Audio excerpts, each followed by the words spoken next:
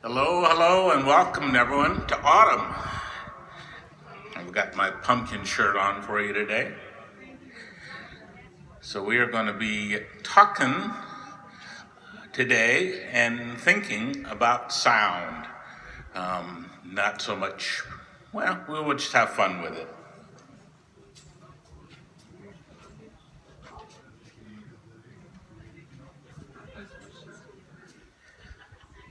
So I know I've played this instrument for this group at least once before, but this is called a mouth bow. And what we're going to be talking about today is this sound. All right, that's the sound, all that we're going to talk about today. And that is the string that's vibrating in air, and it is causing your eardrum to vibrate, and your brain takes that vibration, a mechanical vibration, turns it into electrical signal and sends it to your brain so you hear a sound. And this may have been the oldest type of instrument that I know. It's called a bow, and this is the sound that it makes. And in real life, it makes this sound. Can you hear that out there? Just a little bit, right? So to amplify it, they put a sound chamber on it, and in this particular instrument, the sound chamber is your mouth, and it sounds like this.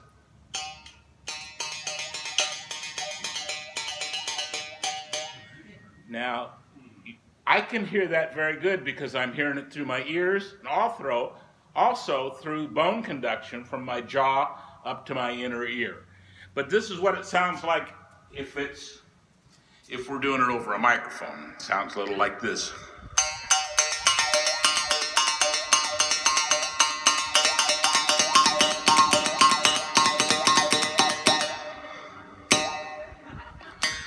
So that's the sound. And the problem that musicians had for thousands of years is they could hear that sound when they were making it. And the trouble was, how could they get that sound out to people that are 50 feet away or 500 feet away or a half a mile away? And that's what we're going to talk about today.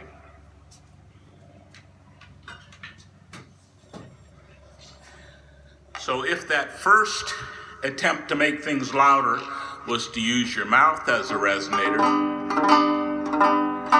the next was to put strings over something that vibrates it, and then to have a back on it that will project the sound out. This banjo would have been probably close to something in the 1840s, maybe. It just came to the United States.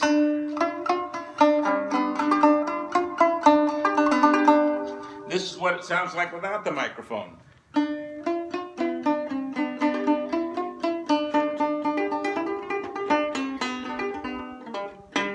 And you can hear that, all right? And if you were playing in a house for people that were listening, that would be loud enough. If you're playing on a porch with people dancing, you'd get about to the end of your volume. But it was better than just that single string. Oh,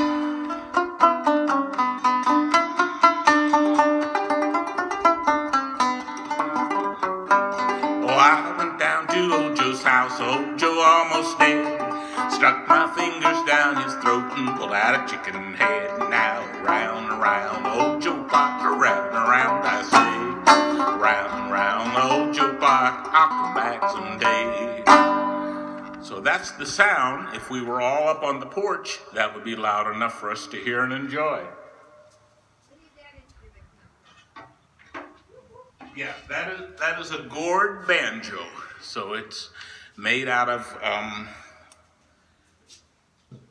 piece of wood that goes through a chamber, a resonating chamber, the gourd, and has strings strung across a stretched animal skin. That's kind of the basic definition of a banjo. So that was an interesting sound, but people wanted to play prettier songs.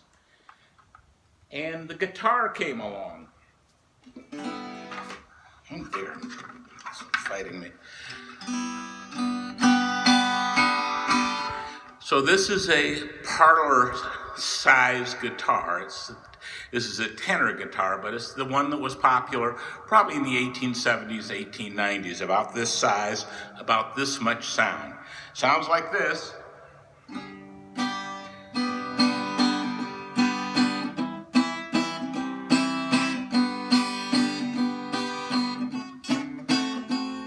Which is hearable.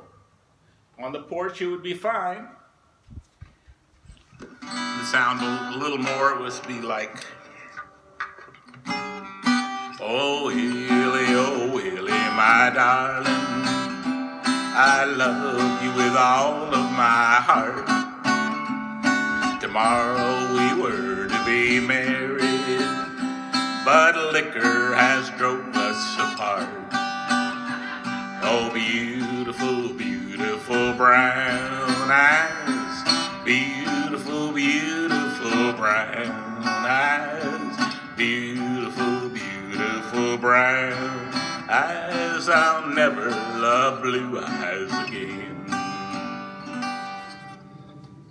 So that would be like a parlor guitar or something you play in a small, intimate space. So if making the sound chamber from this size to this size gives you more sound, the natural thing to do to try to make more sound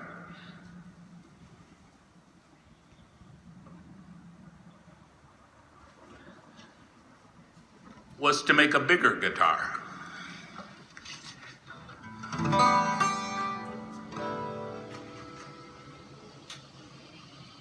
And as the guitar grew up, it got bigger. This isn't a good pick, but and in real life, it would sound like this.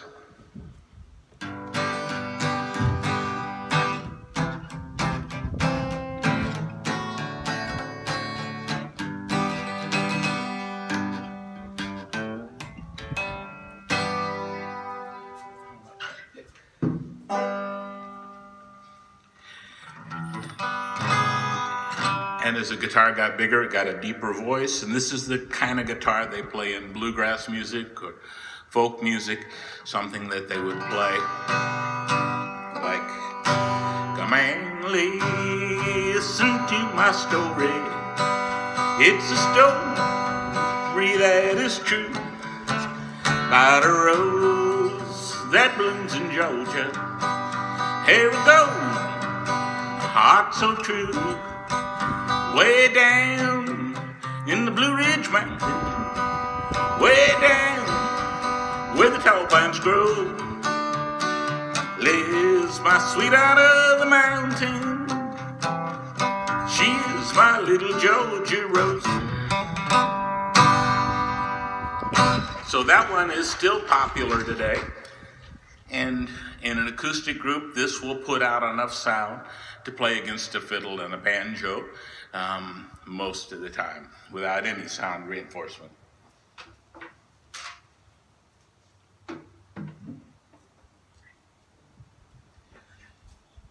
People love the guitar, love the sound of the guitar, but as orchestras began to get larger and started to contain things like trombones and clarinets and trumpets, drums, stand-up bass, maybe a piano, the guitar, even a big guitar, was not enough to push out over that sound to be heard.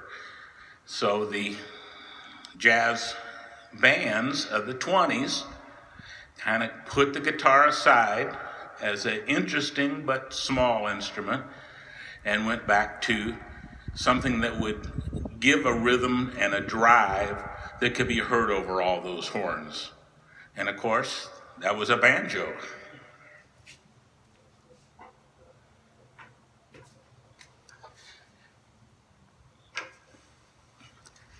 The sun is going to get to these instruments and affect their tuning. So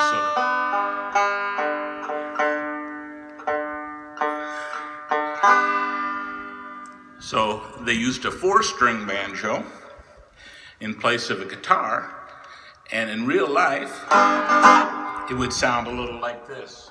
I'm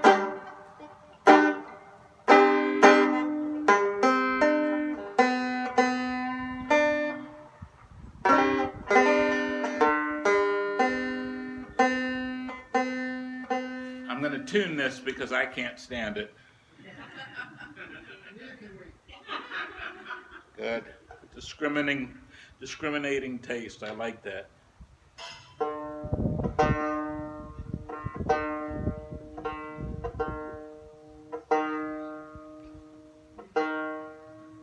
No, that was way off.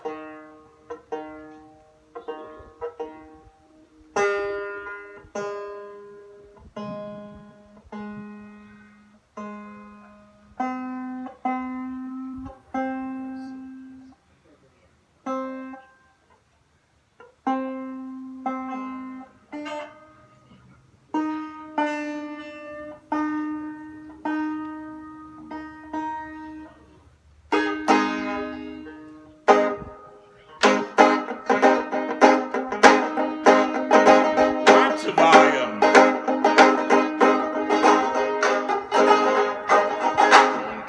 Come home, little baby, won't you come home? I cried the whole night long. Do the cooking, honey, I'll pay the rent. You know I've done you wrong. Remember that rainy evening I threw you out with nothing but a fine-tooth comb. You know I'm to blame now. Ain't that a shame, Bill, baby? Won't you please come on home? So lots of sound on that banjo.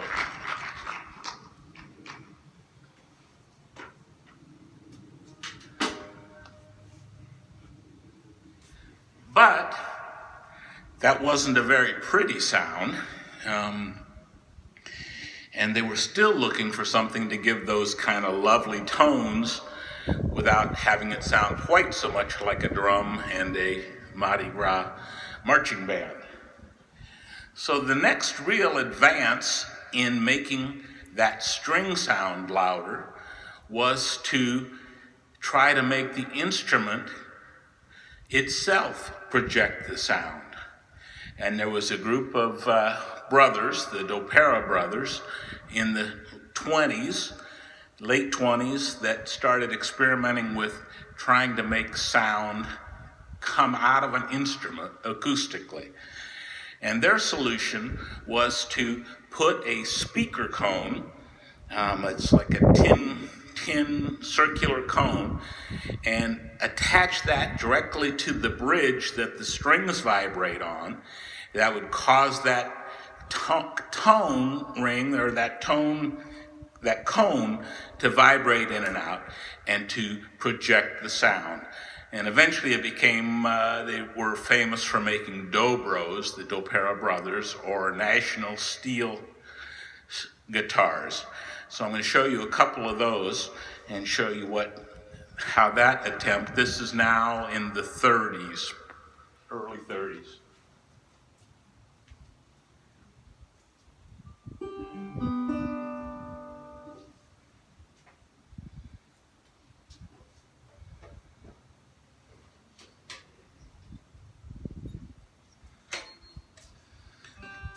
So inside this instrument, underneath this metal cap, if you take it off, it looks like it has a aluminum angel food cake pan mounted in it.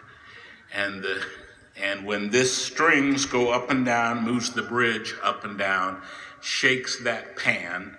Oh, sorry about that. Oh, look at the lights out there. I can see stars. I should have cleaned this one. I bet I could have blinded everybody. So this is a resonator banjo, but we're going to play it like a resonator guitar or a steel guitar for you. And in real life, the sound of this sounds like this.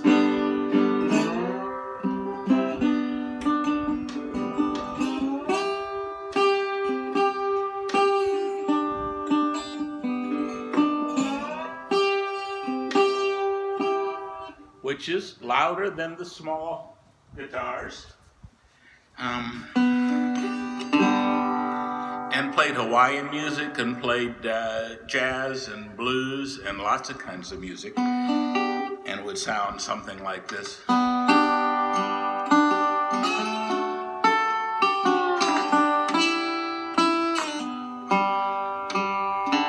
When it's peach picking time in Georgia, apple picking time in Tennessee,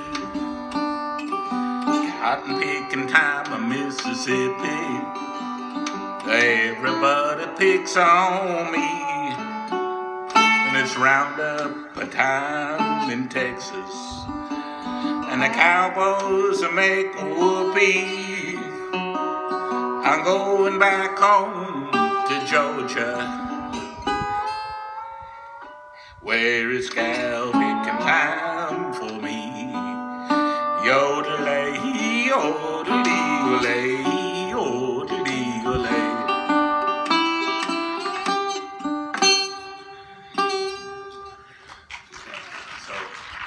So the resonator.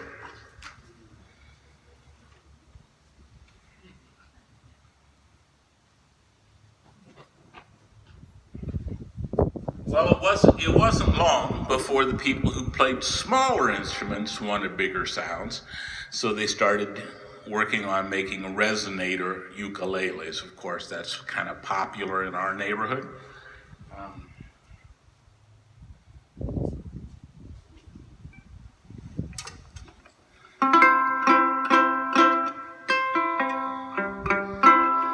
And this one has a metal body, so the body doesn't really move like the top of a guitar so much, but it has that cone in the inside of it that moves.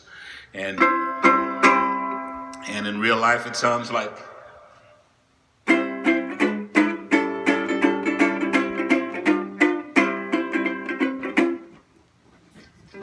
And over a microphone would sound like. So I ask you very confidentially, ain't she sweet? Ain't she sweet? See you walking down the street. Now I ask you very confidentially, ain't she sweet? Ain't she nice? Look her over once or twice. Now I ask you very confidentially, she nice? Just cast an eye in her direction. Oh me, oh my, ain't that perfection? I repeat, don't you think it's kinda neat? So I ask you very confidentially, ain't she sweet? So I ask you very confidentially, ain't she sweet?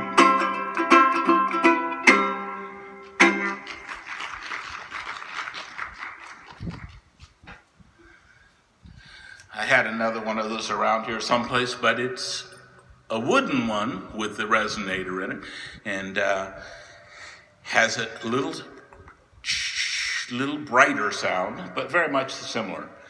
So we're now in the 30s, and they've done everything they can to try to make these acoustic instruments make more noise. And it's about that time that they start to, through the development of microphones. A microphone is a vibrating diaphragm that changes a mechanical motion into electrical signal that goes down a wire and into an instrument that amplifies that signal. And so they had microphones now, and pretty common in the 30s when radio came in. Started with Edison and Marconi and those radio people, but eventually got to that part. So people started thinking about how they could make that technology work to amplify that string. And one of the first ways of doing it was by the fellow who popularized this was a fellow named Charlie Christian, who played guitar for eventually Benny Goodman and eventually all the big jazz bands in the 30s, went to having a guitar player that played not just a big guitar to make rhythm or a banjo to make loud rhythm, but they were able to amplify those individual strings so the guitar player could play melodies and could improvise along with the horn players. And they did that by taking a magnet, wrapping a coil of wire around it, setting it up next to a string, and the magnet magnetizes the string, and when you pluck the string moves through that coil. That magnetized string moves through the coil of wire, the field that's set up, and makes an electrical signal. And a wire picks it up, sends it to the amplifier, which makes it louder.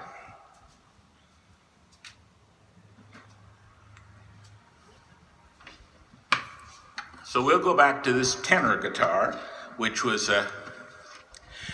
heard earlier, has a very intimate sound.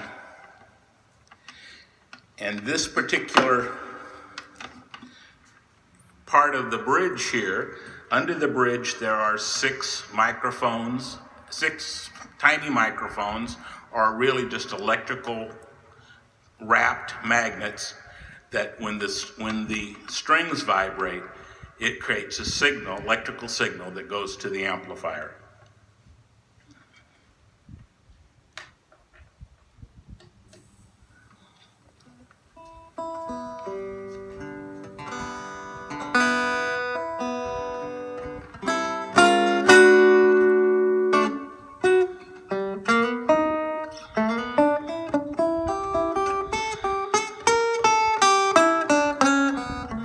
So that's the individual sound that they couldn't get a single string to stand out of an orchestra.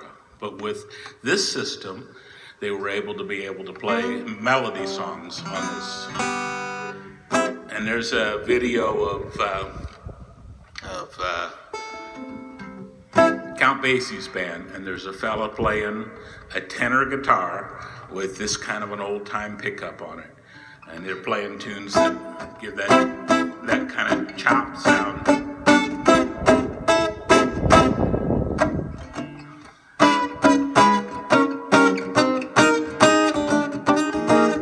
I don't know where the notes are on this. A cigarette holder, she digs me over my shoulder. She wigs me and my satin doll.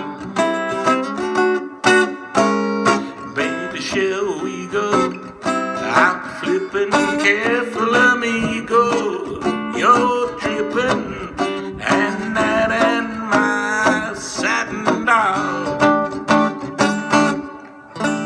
So anyway, that really started people looking at electrical guitars as something more than just an acoustical instrument.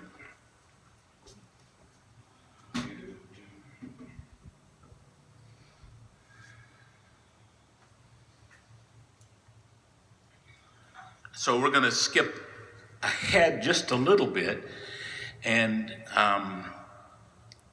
say that, let's see, what am I doing here? Just one second.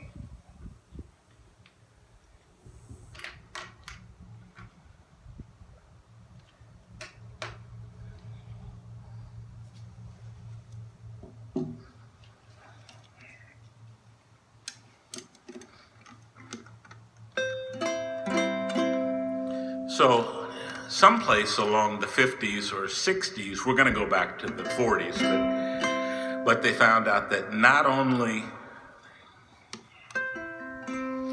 a wire vibrating can detect sounds changes in the vibration, but certain elements can feel those vibrations and convert them into electricity.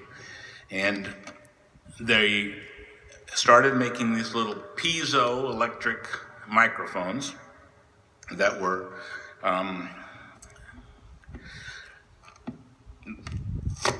this is the whole microphone system, all right? And this just sets on the top of the instrument, and when it vibrates, the top vibrates, it makes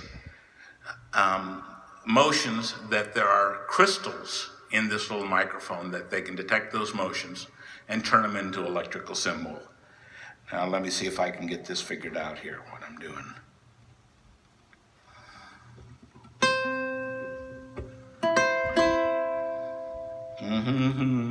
Coming down.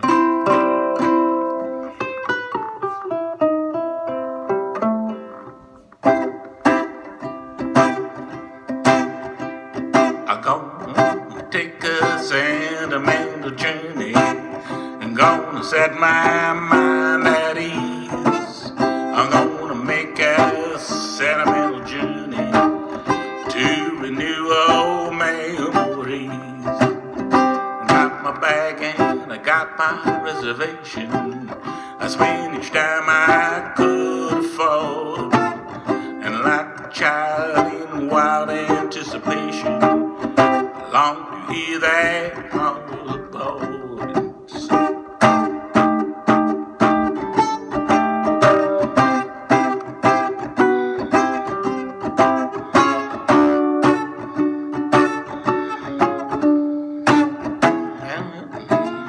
It takes me back.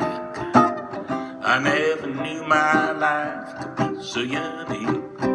Why did I decide to roam? I'm gonna take a sentimental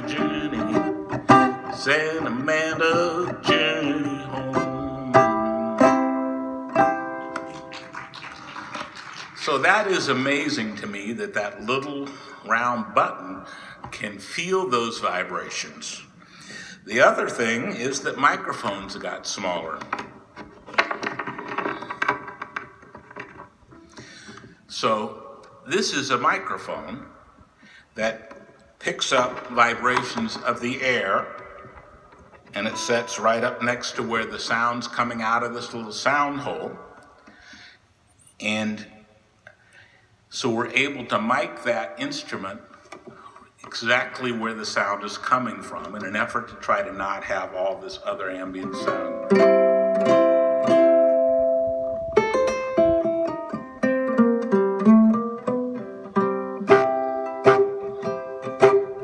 I'm gonna take a sentimental journey. It's just a little different sound. And then the other thing that they can do nowadays is they can mix those two sounds. So I can have some of that sound coming from the top of the instruments is vibrating, and some of it is coming from the sound, the air that's coming out of the sound hole, so that you can kind of find a song that you like to make real pretty sounds out of a ukulele or a guitar or a fiddle or any other instrument. So that was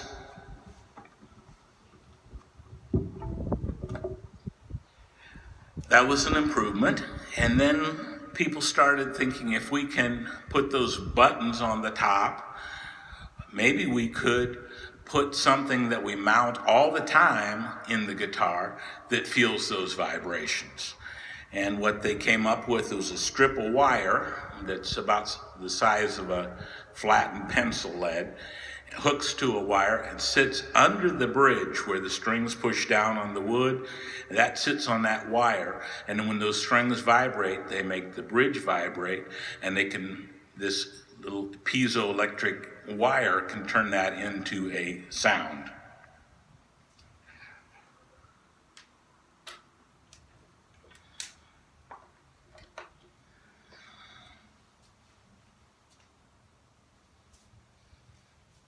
Good time to talk about the next part of our program. Go back to the 40s. So the problems with all of these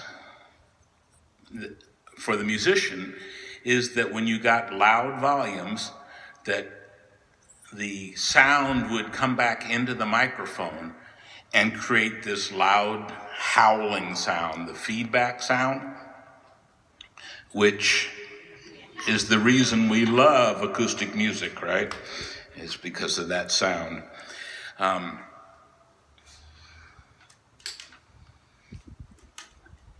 So there was a fella named Les Paul, who was a famous guitar player in the 40s, and his wife, Mary Ford, in the 50s, recorded. He was a wonderful sound engineer, but he had the idea that if you did not need that whole body of air inside a guitar to be moving in order to make sound. All you really needed was that little microphone, that little wire around a magnet, feeling that string vibrate.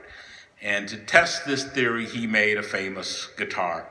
It's in the Country Music Hall of Fame in Nashville, and he calls it the log guitar. And I sent a picture today to you. What that is a piece of fence post. It's 4x4 fence post that he's put a guitar neck on and set up these little pickups in the fence post, strung strings over it, and then he was able to move the strings, make that change in the magnetic field and make a sound. And then on the one in the picture today, he took a guitar and cut off the top and the bottom and stuck it on so it looked like a guitar. But this was his attempt to prove that you did not need to have that air inside the instrument vibrating. Basically, he invented the idea of a solid body electric guitar.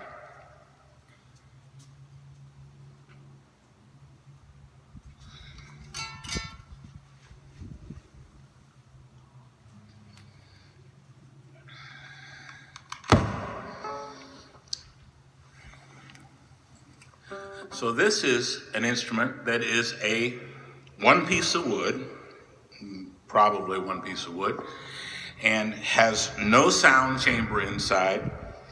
Without the amplification, it sounds like this.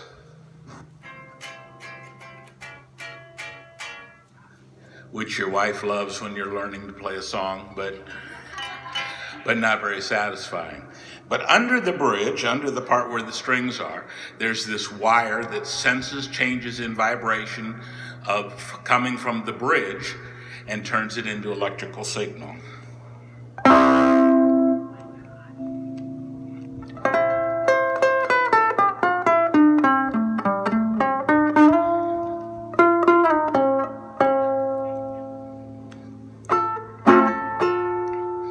It's a little loud today.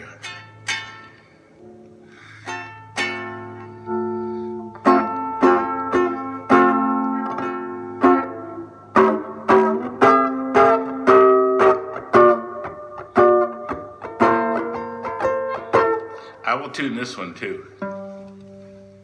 Sorry. 1 second while I do that. So most guitars, if you have somebody in your family that plays guitar that has an electric acoustic guitar, they have this setup. I can't see this either.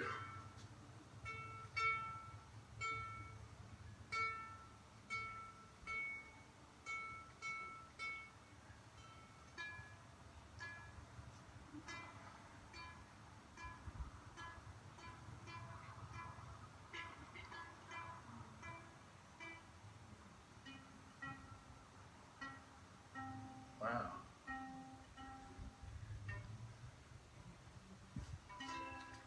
The banjo went flat and this little thing went sharp about a half step.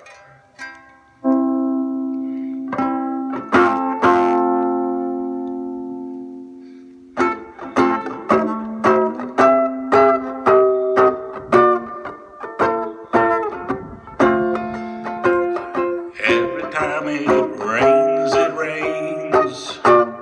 a pen is from heaven. Don't you know each cloud contains a pen is from heaven? I know your fortune's falling all the time. Be sure that your umbrella is upside down. Don't you know, trade them for a package of sunshine and flowers. Don't you know the things you love now, they must have showers. So when you see it thunder, don't run under a tree. There'll be pennies from heaven for you and me. There'll be pennies from heaven for you and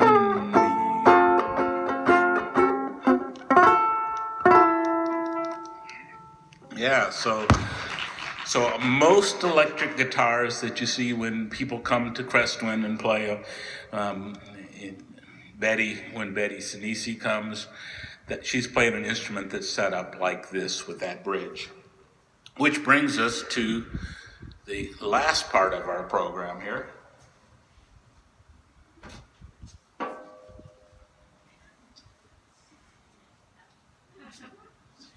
Someplace here.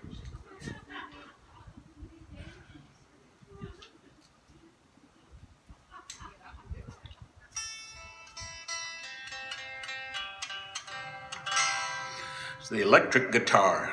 So this is what eventually Les Paul's instruments turned into, is basically a solid piece of wood with a set of pickups, and they have 2 or 3 or sometimes more sets of pickups that you could adjust and make them sound differently.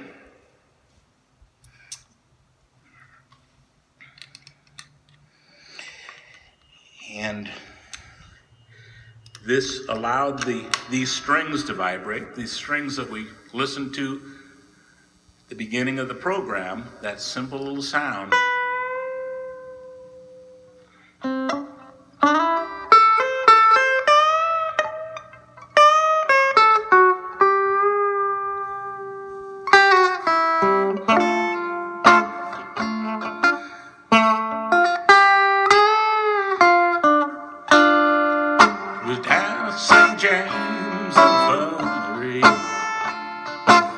Saw my baby there.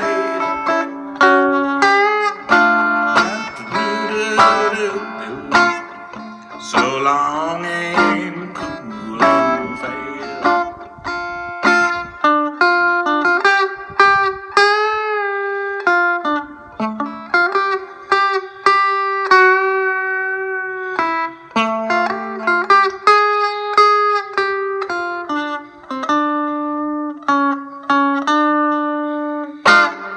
Bring out your rubber-tied purses. Bring out your rubber-tied hat. It's 16 miles to the graveyard, and my baby should never come back.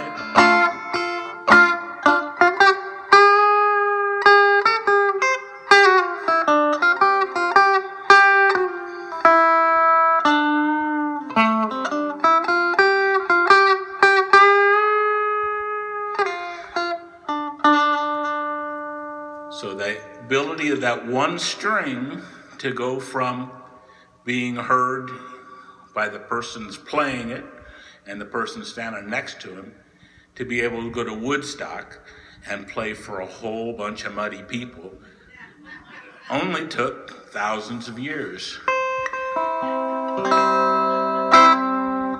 Hope you've enjoyed our trip through amplification. You take a C and an R and an ESS, W-I-N-D, and that spells Crestwin, and it means paradise. You take a C and an R and an ESS, W-I-N-D, that spells Crestwin, it's mighty nice. Don't cover a lot on the map, but I was studying geography Well, I was looking at my retirement map. You take a C and an R and an ESS, WIND, and that spells Crestwing. That's home to me, and that spells Crestwing, and it means paradise in Gainesville, Georgia, USA.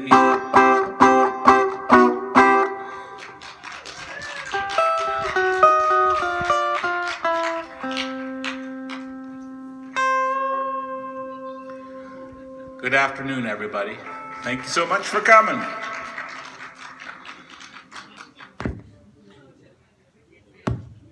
If you